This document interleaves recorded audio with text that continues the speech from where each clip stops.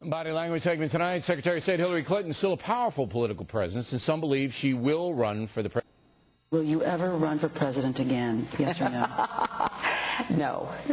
No. I mean, this is a great job. It is a 24/7 job, and I'm looking forward to retirement at some point. Here now, body language maven Tonya Reiman. What is the laugh? A lot of people do that, not just her.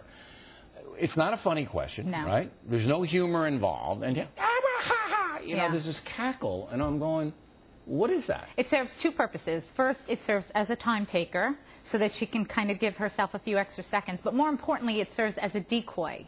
So as this interview progresses, you can see that there's some sadness there. So I think that's her way of trying to come across as light and easy for a subject that's very touchy to her. But she does that all the time. Yeah, that's her defense mode. So when she doesn't like a question, she laughs. Right. When she feels like it's going to be something that she doesn't want to discuss, a hurtful question, one that hits maybe a certain point in her, she does this deflection, which is to laugh. And okay. Now, she says unequivocally, no, she's not going to run for president. I'm, with all due respect to Ms. Clinton, I don't really believe that.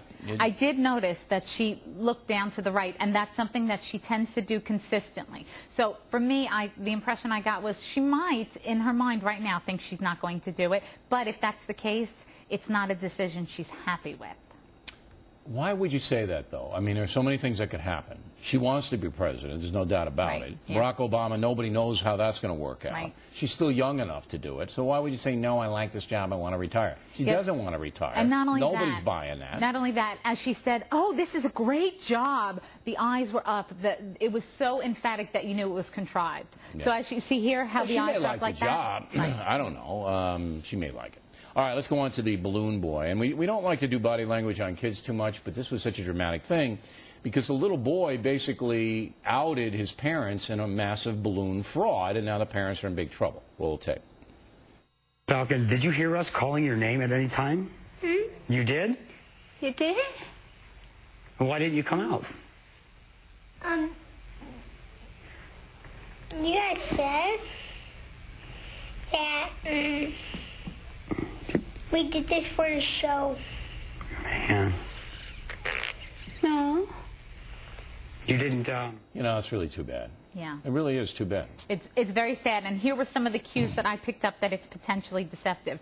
One, the mom starts to rub her leg as she goes, you did? And when you see someone rubbing their leg like that, you know, what it tells you is the brain is trying to distract her from the painful answer she just heard. But they rehearsed the answer with the kid. The kid just forgot it. Right. And then told the truth. And that's the result. And then when you watch the husband, his jaw and his mouth tighten and clenching, and that's a bite response, as if the anger just all of a sudden he heard that answer and got very angry. When adults try to manipulate or hurt children and put them in dishonest positions, it just makes me sick. One other thing about this, though, that I think is significant is quite often one signal of deception is distraction. So when the son said, "You told me to do this," instead of like following up on that answer, he said, "Oh, you know, why did you hide?" Like he didn't follow up on the answer. He tried to change subjects. Right. But it was all over. All right, now we're going to bring back one of our favorite clips, and it's kind of a little bit mean, but this is Harry Reid and Nancy Pelosi. Go.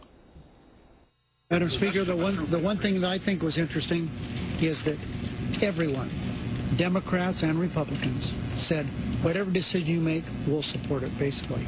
So we'll see.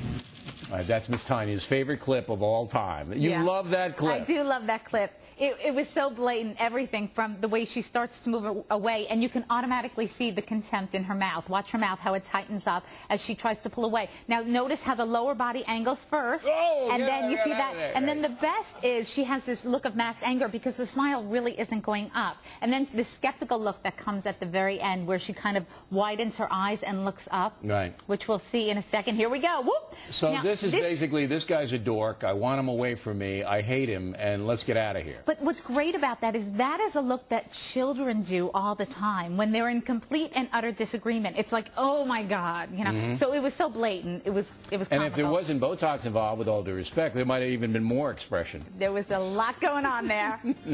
Tonya Reiman, everybody.